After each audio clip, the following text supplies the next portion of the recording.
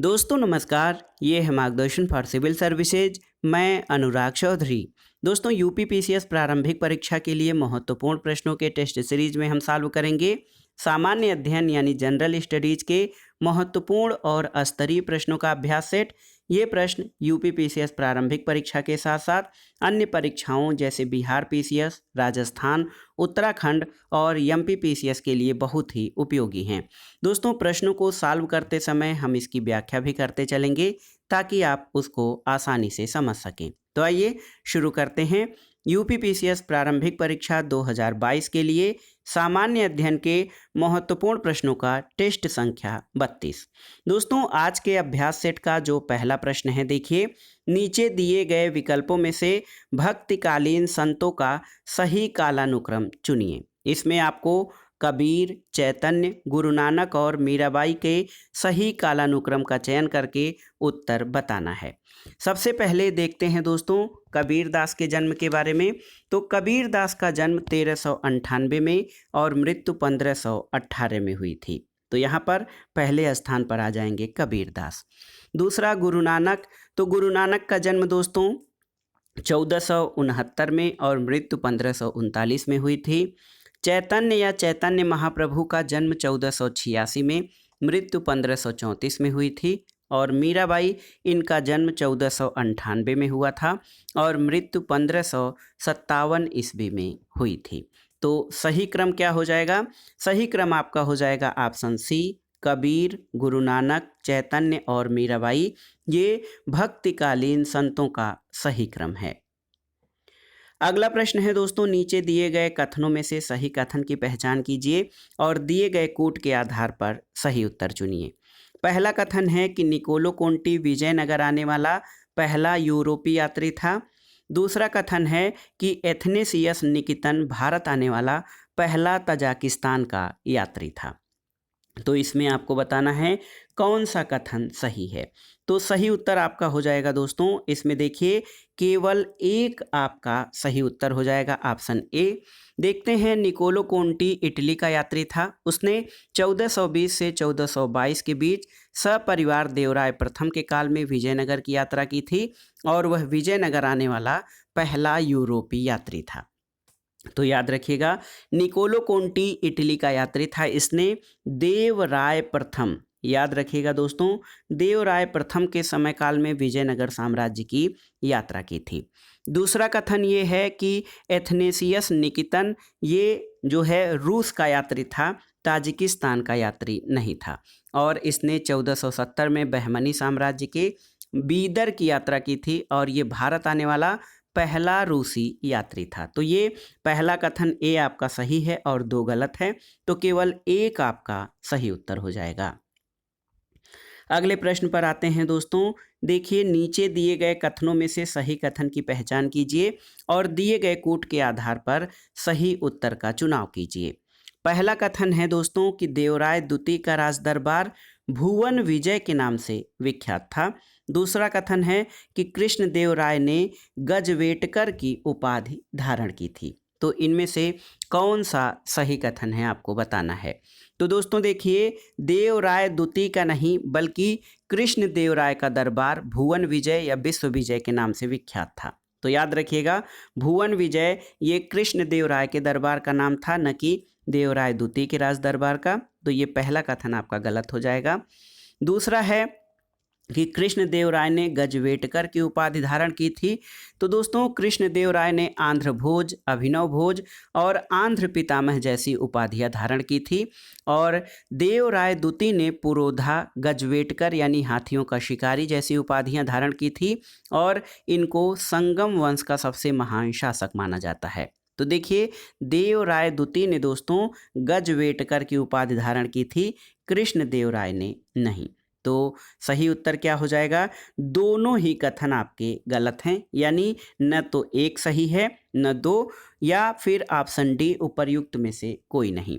तो फिर से एक बार देखते हैं दोस्तों, कृष्णदेव राय का दरबार भुवन विजय के नाम से विख्यात था, ये देवराय द्वितीय का नहीं। और कृष्णदेव राय ने गजवेटकर की उपाधि धारण नहीं की थी, बल्कि देवराय द्वितीय ने पुरोधा, गजवेटकर उपाधियां धारण की थी। कृष्णदेव राय ने आंध्र भोज, अभिनव भोज और आंध्र पितामह की उपाधियां धारण की थी। अगला प्रश्न है दोस्तों, निम्नलिखित कथनों पर विचार कीजिए। पहला कथन है कि एक मनुष्य के जीवन को पूर्ण रूप से धारणीय करने के लिए आवश्यक न्यूनतम भूमि को पारिस्थितिकी पदछाप या इकोलॉजिकल फुटप्रिंट कहते हैं। दूसरा कथन है कि जैव मंडली पारिस्थितिकी तंत्र में ऊर्जा का प्रवाह एक दिशी होता है। और तीसरा कथन है कि पारिस्थितिकी तंत्र में एक पोषी स्तर से दूसरे पोषी स्तर में स्थानांतरण से ऊर्जा की मात्रा बढ़ती है। तो इनमें से आपको बताना है कौन सा कथन सही है। देखिए दोस्तों, एक मनुष्य के जीवन को पूर्ण रूप से धारणीय करने के लिए आवश्यक न्यूनतम भूमि को पारिस्थितिकी पदछाप कहते हैं, ये सही है। दूसरा कथन कि जैव मंडली पारिस्थितिकी तंत्र में ऊर्जा का प्रवाह एक दिशी होता है, ये भी सही है। और तीसरा कथन है कि पारिस्थितिकी तंत्र में एक पोषी स्तर से दूसरे पोषी स्तर में स्थानांतरण से ऊर्जा की मात्रा घटती है, न कि बढ़ती है। तो यहाँ पर कथन दिया गया है कि एक पोषी स्तर से दूसरे पोषी स्तर में जाने पर ऊर्जा की मात्रा बढ़ती है, ये सही नहीं है, क्योंकि 10% का नियम जो कि लिंडेन द्वारा दिया गया था, उसमें ये बताया गया है कि एक पोषी स्तर से दूसरे पोषी स्तर में 10% स्थानांतरित हो जाती है और ये एक पोषी स्तर से दूसरे पोषी स्तर में ऊर्जा की मात्रा घटती है। तो सही उत्तर 1 और 2 आपके सही हैं। तो देखिए ऑप्शन सी सही उत्तर हो जाएगा, कथन 1 और 2 सही हैं। अगले प्रश्न पर आते हैं दोस्तों, ये भी पर्यावरण से संबंधित प्रश्न है। ABC इंडेक्स के बारे में निम्नलिखित कथनों पर विचार कीजिए। देखिए, इसका पूरा नाम achievement of babies and children index है। दूसरा है कि इसमें बाल स्वास्थ्य से संबंधित 4 संकेतक या इंडेक्स हैं। और तीसरा कथन है कि ये संकेतक पोषण, उत्तरजीविता, शिक्षा तथा टीकाकरण पर आधारित हैं। इनमें से आपको बताना है कि कौन से कथन सही हैं। तो सही उत्तर क्या हो जाएगा दोस्तों? सबसे पहले कथनों का परीक्षण करते हैं। ABC इंडेक्स स्वास्थ्य का सूचक है, सही है। और इसमें दोस्तों बच्चों के पोषण, उत्तरजीविता और शिक्षा तथा टीकाकरण को आधार बनाया गया है। इसका पूरा नाम achievement of babies and children index है। तो ये तीनों ही कथन आपके सही हैं। 1, 2, 3 तीनों कथन सही हैं। ऑप्शन बी सही उत्तर है। अगले प्रश्न पर आते हैं। निम्नलिखित में से कौन सही नहीं है, आपको इसकी तलाश करनी है। देखिए, पहला कथन है कि राचेल कार्सन की पुस्तक साइलेंट स्प्रिंग संपोषणी विकास की अवधारणा से संबंधित है, ये सही है। ब्रूटलैंड रिपोर्ट संपोषणी विकास की अवधारणा से संबंधित है, ये भी सही है। तीसरा है कि पाल हर्लिच की पुस्तक द पॉपुलेशन बम संपोषणी विकास की अवधारणा से संबंधित है, तीसरा भी सही है। चौथा कथन है कि सतत विकास की संकल्पना का वास्तविक विकास वर्ष 1985 में हमारा साझा भविष्य यानी आवर कॉमन फ्यूचर नामक रिपोर्ट से हुआ था। तो इसमें ये कथन सही नहीं है, क्योंकि जो सन दिया गया है 1985 ये सही नहीं है दोस्तों। सतत विकास की संकल्पना का वास्तविक विकास वर्ष 1987 में प्रकाशित रिपोर्ट आवर कॉमन फ्यूचर या हमारा साझा रिपोर्ट से प्रकाशित हुआ था और इसको ब्रूटलैंड रिपोर्ट के नाम से भी जाना जाता है। तो ऑप्शन डी आपका सही उत्तर नहीं है, सही उत्तर ऑप्शन डी हो जाएगा। आपसे पूछा गया था कि कौन सा कथन सही नहीं है, तो ऑप्शन डी आपका सही नहीं है। अगला प्रश्न बहुत ही महत्वपूर्ण है। देखिए, ए ग्रीड गेम पॉलिटिकल पॉपुलिज्म, इसका संबंध किस पर्यावरणीय आंदोलन से है? एक लालच का खेल, राजनीतिक लोक लुभावनवाद, इसका हिंदी होता है। और ये किस पर्यावरणीय आंदोलन से संबंधित है? नवधान्य आंदोलन, शांत घाटी आंदोलन, चिल्का बचाओ आंदोलन या फिर जंगल बचाओ आंदोलन। तो सही उत्तर है ये ग्रीड गेम पॉलिटिकल पॉपुलिज्म ये जंगल बचाओ आंदोलन से संबंधित है। दोस्तों ये 1980 के दशक में ये आंदोलन कहाँ पर, बिहार में चला था। याद रखिएगा, बिहार में 1980 के दशक में जंगल बचाओ आंदोलन चला था। इस आंदोलन का विस्तार क्षेत्र वर्तमान झारखंड और उड़ीसा तक रहा। वस्तुतः बिहार सरकार ने साल के जंगलों को काटकर सागौन वृक्षों को लगाने की योजना बनाई थी, जिसका विरोध सिंहभूम यानी झारखंड के आदिवासियों द्वारा किया गया था। वर्तमान में ये क्षेत्र झारखंड में है, लेकिन 1980 में तत्कालीन बिहार में एक ग्रीड गेम पॉलिटिकल पॉपुलिज्म नामक जंगल बचाओ आंदोलन शुरू किया गया था। अगला प्रश्न है, सतत विकास लक्ष्य 2030 के संदर्भ में निम्नलिखित में से कौन सा कथन सही नहीं है। इसमें पहला कथन है दोस्तों, इसमें 17 लक्ष्य तथा 169 उपलक्ष्य हैं, सही है। गरीबी के सभी रूपों की समाप्ति करना इसका लक्ष्य है, ये भी सही है। भूखमरी की समाप्ति करना सही है। लैंगिक समानता की समाप्ति करना दोस्तों ये सही नहीं है, क्योंकि सतत विकास लक्ष्य 2030 लैंगिक समानता की समाप्ति की बात नहीं करता है, जबकि लैंगिक असमानता की समाप्ति की बात करता है या फिर लैंगिक समानता को प्राप्त करने की बात करता है। तो देखिए इसमें ए, बी और सी आपके सही हैं।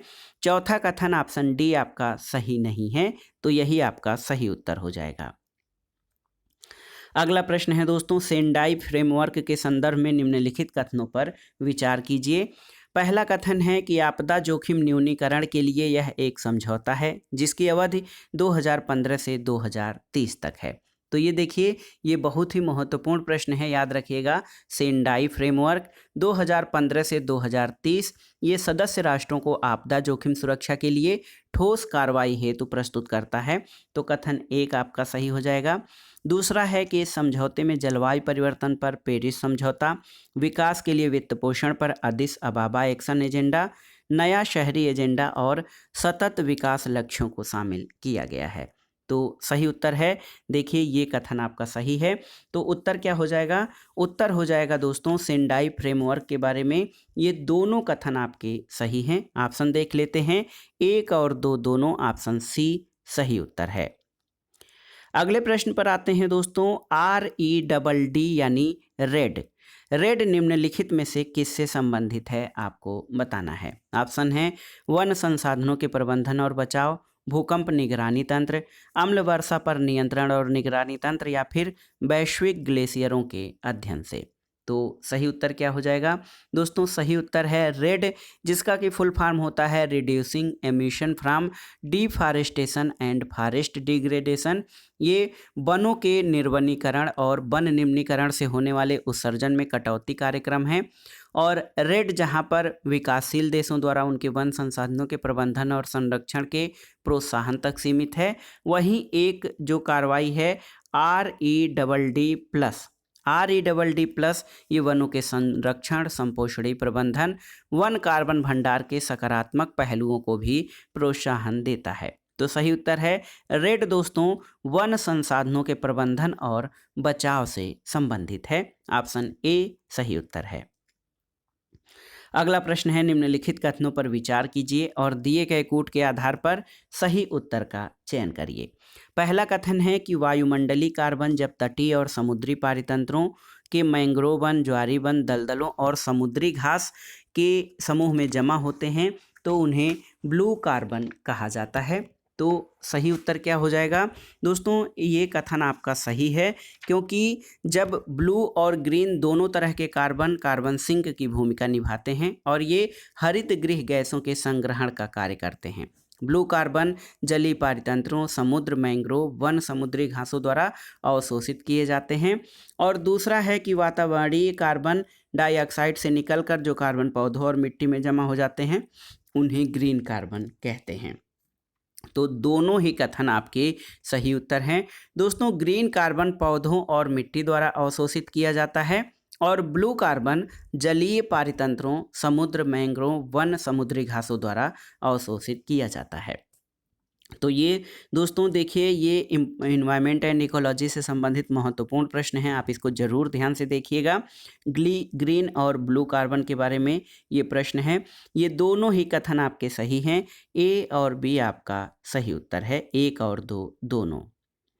अगला प्रश्न है दोस्तों, जलवायु परिवर्तन पर अंतर सरकारी पैनल के संबंध में सूची 1 का सूची 2 से मिलान कीजिए और सही उत्तर का चयन कीजिए। तो यहाँ पर देखिए दोस्तों, जलवायु परिवर्तन पर अंतर सरकारी पैनल या inter governmental panel on climate change यानी आईपीसीसी का गठन 1988 में यूएनईपी और डब्ल्यूएमओ के द्वारा किया गया था। तो इस और ये जो संगठन है वैश्विक स्तर पर जलवायु परिवर्तन के प्रभाव और भविष्य में उनके जोखिम के संबंध में आकलन उपलब्ध कराता है। और दोस्तों, इसकी जो रिपोर्टें प्रस्तुत की गई थी उसको याद रखिएगा। पहली रिपोर्ट जो है, पहली, दूसरी, तीसरी और चौथी, ये 1990, 97, 2001 और 2007 हैं। तो पहली रिपोर्ट 1990, दूसरी रिपोर्ट 1997, तीसरी रिपोर्ट 2001 और चौथी रिपोर्ट 2007। तो 1, 2, 5 और 3 आपके सही उत्तर हैं। 1, 2, 5, 3 सही उत्तर क्या हो जाएगा? Option A. तो याद रखिएगा दोस्तों, inter governmental panel on climate change की जो 4 रिपोर्टें हैं ये 1990, 97, 2001 और 2007 में प्रकाशित हुई थीं। अगला प्रश्न है दोस्तों, मीथेन गैस की जीवन अवधि वायुमंडल में कितने वर्षों तक होती है? 6 वर्ष, 12 वर्ष, 15 वर्ष या 18 वर्ष? तो सही उत्तर है ऑप्शन बी, 12 वर्ष। याद रखिएगा दोस्तों। देखिए, 12 वर्ष जो है ये मीथेन, जिसको कि CH4 कहा जाता है, वातावरण में कार्बन डाइऑक्साइड की अपेक्षा बहुत कम मात्रा में पाई जाती है, लेकिन ग्लोबल वार्मिंग या वैश्विक तापमान वृद्धि में ये कार्बन डाइऑक्साइड से कई गुना अधिक प्रभावशाली होती है। वायुमंडल में इसकी जीवन अवधि लगभग 12 वर्ष की होती है। अगला प्रश्न है दोस्तों, सबसे ज़्यादा परिवर्तनशील और असमान वितरण वाली ग्रीन हाउस घटक गैस कौन सी है? Methane, carbon dioxide, nitrous oxide या फिर जलवाष्प? तो सही उत्तर क्या हो जाएगा दोस्तों? जलवाष्प। ये देखिए, जलवाष्प वायुमंडल में सबसे अधिक परिवर्तनशील और असमान वितरण वाली ग्रीन हाउस गैसीय घटक है। इसकी मात्रा ऊंचाई और अक्षांशों के साथ घटती बढ़ती रहती है। ऊंचाई के साथ जहां इसकी मात्रा बढ़ती जाती है, वहीं निम्न से उच्च अक्षांशों पे जाने पर इसकी मात्रा घटती जाती है। तो याद रखिएगा, सबसे ज़्यादा परिवर्तनशील और असमान वितरण वाली ग्रीन हाउस घटक जलवाष्प है। अगले प्रश्न पर आते हैं दोस्तों, प्राच्य पाश्चात्य विवाद के संबंध में प्राच्य पाश्चात्य शिक्षा के विवाद से संबंधित निम्नलिखित कथनों पर विचार कीजिए और कूट के आधार पर सही उत्तर का चयन कीजिए। यहाँ पर आप देख सकते हैं, पहला कथन है कि प्राच्य विद्या के समर्थकों ने हिंदुओं और मुसलमानों के पुराने साहित्य के पुनरुत्थान को महत्व दिया था। ये आपका सही है। प्राच्य विद्या के समर्थकों का नेतृत्व मुनरो और एल्फिंस्टन ने किया था। ये कथन सही नहीं है। और तीसरा है कि पाश्चात्य का या आंग्ल शिक्षा के समर्थकों ने भारतीयों के एक ऐसे समूह का निर्माण करने पर बल दिया जो रंग और रक्त से भारतीय हैं, लेकिन विचार, रुचि और बुद्धि से अंग्रेज हों। तो ये दोस्तों, इसमें 1 और 3 आपके कथन सही हैं। 1 और 3। दूसरा कथन आपका सही नहीं है। देखिए, भारत में लोक शिक्षा के लिए स्थापित सामान्य समिति के 10 सदस्य 2 भिन्न भिन्न गुटों में विभाजित हो गए। एक गुट ने प्राच्य विद्या का समर्थन किया तो दूसरे ने पाश्चात्य या आंग्ल विद्या का किया। प्राच्य विद्या के समर्थकों का नेतृत्व H.T. प्रिंसेप ने किया था। तो प्राच्य विद्या के समर्थकों का नेतृत्व मुनरो और एल्फिंस्टन ने नहीं, बल्कि H.T. प्रिंसेप ने किया था। और इस गुट के समर्थकों ने वारेन हेस्टिंग्स और मिंटो की शिक्षा नीति का समर्थन किया। इन्होंने हिंदुओं और मुस्लिमों के पुराने साहित्य के पुनरुत्थान को अधिक महत्व दिया। और पाश्चात्य या आंग्ल शिक्षा का नेतृत्व जो समर्थन कर रहे थे, उनका नेतृत्व मुनरो और एल्फिंस्टन ने किया था।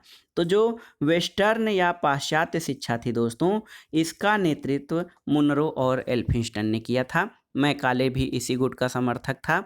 मैकाले भारतीयों में पाश्चात्य शिक्षा के प्रसार के साथ ऐसे समूह का निर्माण करना चाहता था जो रंग और रक्त से भारतीय हो, विचारों, रुचि और बुद्धि से अंग्रेज हो। तो 1 और 3 आपके सही हैं। ऑप्शन सी सही उत्तर हो जाएगा। अगले प्रश्न पर आते हैं, निम्नलिखित कथनों पर विचार कीजिए। कथन एक है कि जब राष्ट्रीय आय को प्रचलित बाजार मूल्यों पर मापा जाता है तो इसे स्थिर कीमतों पर राष्ट्रीय आय कहते हैं। ये आपका सही नहीं है। दूसरा कथन है कि एक लेखा वर्ष के दौरान एक राष्ट्र के सामान्य नागरिकों द्वारा उत्पादित सभी अंतिम वस्तुओं और सेवाओं के उस मौद्रिक मूल्य को स्थिर कीमतों पर राष्ट्रीय आय या नेशनल इनकम कहते हैं, जो किसी आधार वर्ष के मूल्यों पर मापा जाता है। सही है। तीसरा कथन है स्थिर कीमतों पर राष्ट्रीय आय को ही वास्तविक राष्ट्रीय आय कहा जाता है। ये भी सही है। तो इसमें देखिए 2 और 3 कथन आपके सही हैं, पहला कथन सही नहीं है। देखिए दोस्तों, जब राष्ट्रीय आय को प्रचलित बाजार मूल्यों पर मापा जाता है तो उसे चालू कीमतों पर राष्ट्रीय आय कहते हैं, स्थिर कीमतों पर नहीं। एक चीज याद रखिएगा, जब राष्ट्रीय आय को प्रचलित बाजार मूल्यों पर मापा जाता है तो इसे स्थिर नहीं बल्कि चालू कीमतों पर राष्ट्रीय आय कहते हैं, इसलिए ये कथन आपका गलत हो जाएगा। चालू कीमतों पर राष्ट्रीय आय को मौद्रिक आय भी कहते हैं। एक लेखा वर्ष के दौरान किसी देश के सामान्य नागरिकों द्वारा उत्पादित सभी अंतिम वस्तुओं और सेवाओं का वह मौद्रिक मूल्य जिसे दोस्तों किसी आधार वर्ष के मूल्यों पर मापा जाता है, स्थिर कीमतों पर राष्ट्रीय आय या वास्तविक राष्ट्रीय आय कहलाता है। तो कथन 2 और 3 आपके सही हैं। ऑप्शन बी सही उत्तर हो जाएगा। 2 और 3 सही कथन हैं। अगला प्रश्न है कि निम्नलिखित कथनों में से कौन सा सही नहीं है। आपको बताना है कौन सा सही नहीं है। इसमें देखिए लीड बैंक योजना नरीमन समिति की सिफारिश पर तीसरी पंचवर्षीय योजना में शुरू की गई थी। तो ये जो है दोस्तों सही नहीं है। नरीमन समिति की सिफारिश पर तो लीड बैंक योजना शुरू की गई थी, लेकिन इसकी शुरुआत 1969 में दोस्तों योजना अवकाश यानी वार्षिक योजनाओं के समय शुरू की गई थी और इस अवधि में 3 वार्षिक योजनाएं शुरू की गई थीं। तो याद रखिएगा, लीड बैंक योजना नरीमन समिति की सिफारिश के आधार पर तीसरी पंचवर्षीय योजना नहीं बल्कि वार्षिक योजनाओं में शुरू की गई थी। और चौथी पंचवर्षीय योजना के दौरान भारत ने अपना प्रथम भूमिगत परमाणु परीक्षण स्माइलिंग बुद्धा कूट नाम से किया था। ये सही है। छठवीं पंचवर्षीय योजना में 2 बार 1978 और 1980 में शुरू की गई। ये भी सही है। और अब तक केवल 12 पंचवर्षीय योजनाएं चलाई गई हैं। ये भी आपका सही है। तो इसमें आपको बताना है कि कौन सा कथन सही नहीं है। तो पहला कथन आपका ऑप्शन ए सही नहीं है। दोस्तों एक चीज़ याद रखिएगा कि लीड बैंक योजना वो नरीमन समिति की सिफारिश पर तो शुरू की गई थी, लेकिन ये तीसरी पंचवर्षीय योजना में नहीं बल्कि योजना अवकाश के समय में शुरू की गई थी। अगले प्रश्न पर आते हैं, निम्नलिखित कथनों पर विचार कीजिए। पहला कथन है कि गरीबी के सापेक्षिक प्रतिमान मापन विधि में प्रायः गिनी गुणांक और लारेंज वक्र का प्रयोग किया जाता है, जिससे विभिन्न आयु वर्गों के बीच असमानता स्पष्ट हो जाती है। तो ये आपका सही कथन है। दूसरा कथन है कि भारत में निर्धनता मापन के लिए सापेक्षिक प्रतिमान का प्रयोग किया जाता है, जिसके आधार पर निर्धारित अंतिम या निर्धारित न्यूनतम उपभोग व्यय को निर्धनता रेखा कहते हैं। तो ये दोस्तों कथन 2 आपका सही नहीं है, केवल एक कथन आपका सही है। इसको इस हिसाब से आप देख सकते हैं कि सापेक्षिक प्रतिमान से गरीबी के सापेक्ष रूप को ज्ञात किया जाता है और दोस्तों इसमें विभिन्न आयु वर्गों के बीच कितनी असमानता है इसको स्पष्ट करने के लिए लारेंज वक्र का प्रयोग और गिनी गुणांक का प्रयोग किया जाता है। और इसके अलावा भारत में जो दूसरा कथन है कि भारत में गरीबी मापन का निरपेक्ष प्रतिमान प्रचलित है, सापेक्षिक प्रतिमान नहीं प्रचलित है और इसमें एक न्यूनतम आयु अथवा उपभोग स्तर पर इसको निर्धारित किया जाता है और इस प्रतिमान का प्रयोग सबसे पहले विश्व खाद्य संगठन के प्रथम महानिदेशक आर ब्यायड ने किया था। तो देखिए दोस्तों कथन 1 सही है, केवल कथन 1 सही है। ऑप्शन बी सही उत्तर हो जाएगा। अगला प्रश्न है, निम्नलिखित में से कौन सही नहीं है, यानी इन 4 विकल्पों में से एक आपका गलत होगा और 3 सही होंगे। पहला है कि पूर्ण रोजगार की स्थिति में भी घर्षण जनित बेरोजगारी पाई जाती है। ये आपका सही कथन है। दूसरा है विकसित देशों में चक्री तथा घर्षण जनित बेरोजगारी पाई जाती है। ये भी सही है। तीसरा है भारत में संरचनात्मक बेरोजगारी है। ये भी आपका सही कथन है। और चौथा है शहरी बेरोजगारी, प्रायः बंद बंद किस्म की बेरोजगारी है जिसमें प्रमुख रूप से औद्योगिक और शिक्षित बेरोजगारी शामिल है। तो ये आपका सही नहीं है। देखिए ऑप्शन डी आपका सही नहीं है, क्योंकि शहरी बेरोजगारी ये बंद किस्म की नहीं बल्कि खुले किस्म की बेरोजगारी होती है। देखिए शहरी बेरोजगारी दोस्तों खुले किस्म की बेरोजगारी है। इसमें औद्योगिक क्षेत्रों में संरचनात्मक या औद्योगिक और शिक्षित बेरोजगारी इसमें होती है, और औद्योगिक क्षेत्रों में संरचनात्मक परिवर्तन के कारण जो उत्पन्न होने वाली बेरोजगारी है इसको संरचनात्मक बेरोजगारी कहते हैं।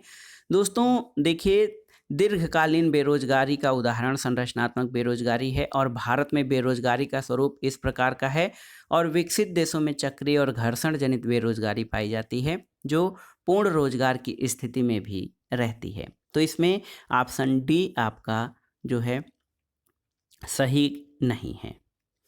अगले प्रश्न पर आते हैं दोस्तों। देखिए अगला प्रश्न है आपके निम्नलिखित में से कौन से शासक या गवर्नर जनरल ने सार्वजनिक निर्माण विभाग का गठन नहीं किया था? ऑप्शन देख लेते हैं दोस्तों।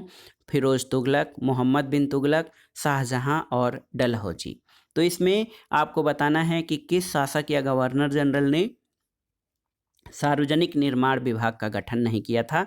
उत्तर हो जाएगा ऑप्शन बी, मोहम्मद बिन तुगलक ने।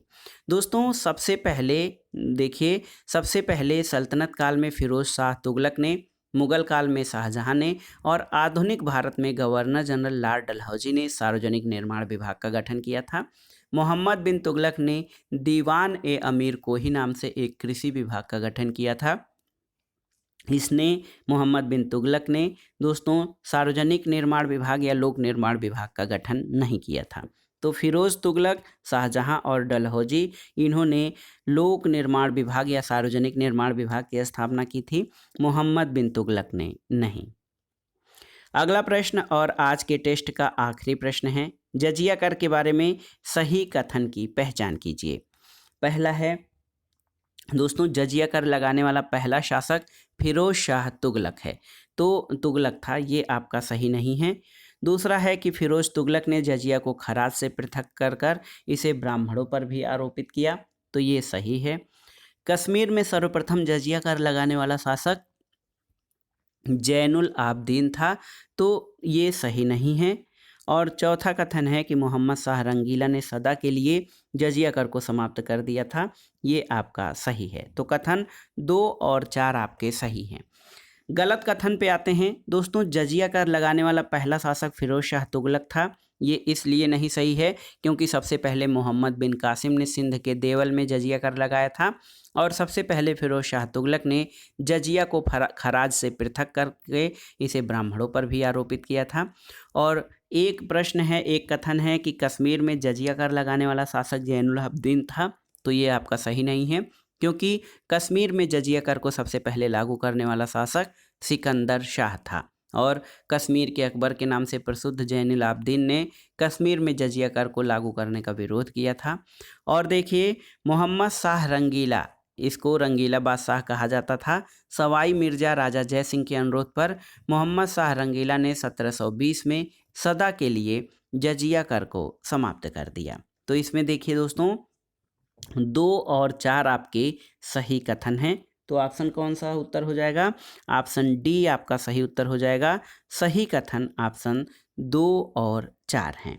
तो दोस्तों ये था आज का टेस्ट जिसमें हमने यूपीपीसीएस प्रारंभिक परीक्षा और अन्य राज्यों के लोक सेवा आयोग द्वारा आयोजित प्रारंभिक परीक्षाओं के लिए महत्वपूर्ण सामान्य अध्ययन के प्रश्नों को सॉल्व किया। ये प्रश्न आपके आगामी परीक्षाओं के लिए बहुत ही उपयोगी है। आप इसको 1 से 2 बार 3 बार जरूर देखिएगा, और दोस्तों प्रश्नों को हल करते समय आप इसकी व्याख्या जरूर सुनिएगा, ध्यान से सुनिएगा, क्योंकि व्याख्या को सुनने के क्रम में आपको उस प्रश्न के बारे में सही और सटीक जानकारी मिल सकेगी। वीडियो आपको कैसा लगा हमें कमेंट बॉक्स में ज़रूर बताइएगा। वीडियो को लाइक करें, शेयर करें और इस चैनल मार्गदर्शन फॉर सिविल सर्विसेज को सब्सक्राइब करें। वीडियो देखने के लिए धन्यवाद दोस्तों। नमस्कार।